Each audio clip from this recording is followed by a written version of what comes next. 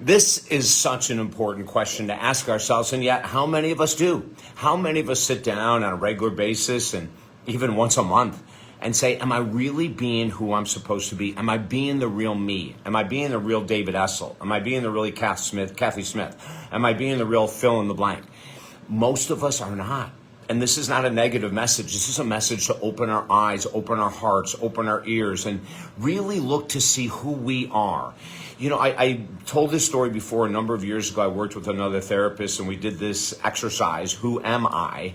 And I wrote all these things about being, this laid back California surfer dude. Well, I live in Florida, by the way. People have been telling me since I was 20 that it looks like I live in California. And so I had this image in my mind that I was that free spirit, that I was that man that didn't need help, that I was that man that was fully contained, that was the man.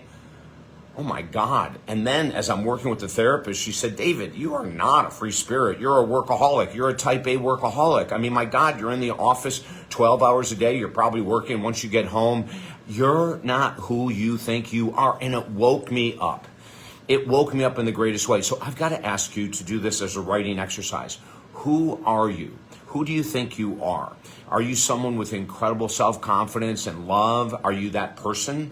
Well, the only way we're going to know is what we do in the physical world, right? So if you say, I'm a loving person, I'm grounded, well, you're going to have to write down examples of proving in your life that you're a loving person and you're a grounded person.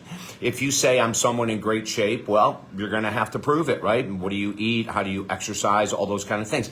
We have a tendency to make up in our mind all of these things about who we are. And until we sit down and write out these questions, like really, who am I socially? Who am I physically? Who am I in my career? Who am I in my relationship? There are couples I've worked with who have been together 30 years that really don't know who they are in the relationship. They don't know who's leading. They don't know who's following. There's nothing grounded there. But the minute you find out who you really are, and it took me to my 40s. It was in my 40s that I started to realize I was not being me. I was being someone looking for constant attention, constant validation. Why is that? It's low self-confidence. It's low self-esteem. I'm going to out myself. It's the truth. And in my 40s, I started to awaken to the fact that I was following people and I was being a parrot, for God's sake.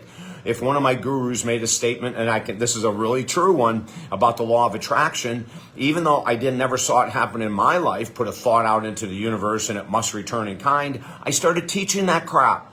Why? Because people who I respected taught it. Why? Because people who taught them taught it. It didn't work, but I bought into it. I was not being me. I was a follower instead of a leader.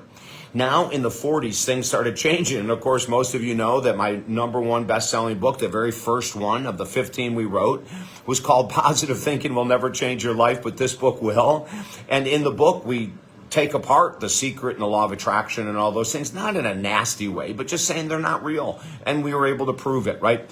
So in my 40s, I started to become who I really am. I started to become less codependent. Like when we're codependent, we'll say yes when we mean no. We'll shake our heads when someone's talking politics and agree with them, even if we don't agree with them. See, these are examples of us not being us. We need to get grounded. We need to get stronger. If you are, whatever your strength is, if you believe strongly in the political system and you have one side or the other, then be there.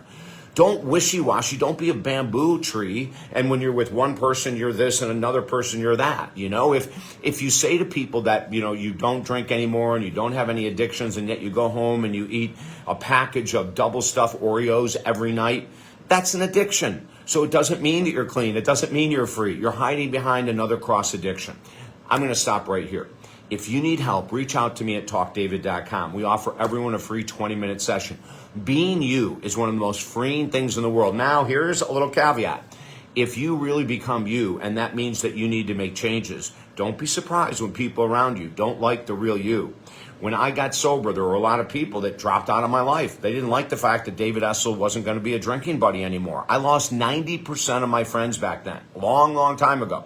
So you've got to be you, and you got to figure it out. We have to do this work. Like I said, a free 20-minute session on the phone. Go to talkdavid.com, sign up. 5 free books. That might help you find out who you are at talkdavid.com. Most importantly, take this exercise. Write down who you think you are and look at it. Are you proud? Are you happy? And is it true? I'm always with you. Just go to talkdavid.com. Wishing you a beautiful day.